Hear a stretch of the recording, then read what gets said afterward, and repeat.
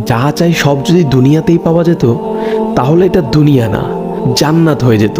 কিছু এলোমেলো ঝড়, কষ্টের দমকা হাওয়া, কিছু অপ্রাপ্তির ভিড় তোমায় কষ্ট দিবে, যন্ত্রণাগুলো পাহাড়ের মতো দেখবে, মাঝে মধ্যে বুকটা ভারী হয়ে আসবে।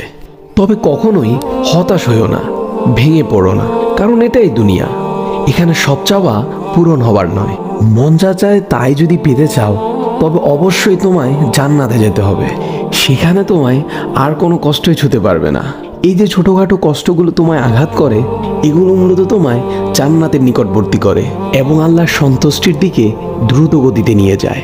আর এখানে সুখ দুঃখ কোনোটিই স্থায়ী নয়। এখানকার সব কিছুই সাময়িক, আর আখেরাত হলো চিরস্থায়ী।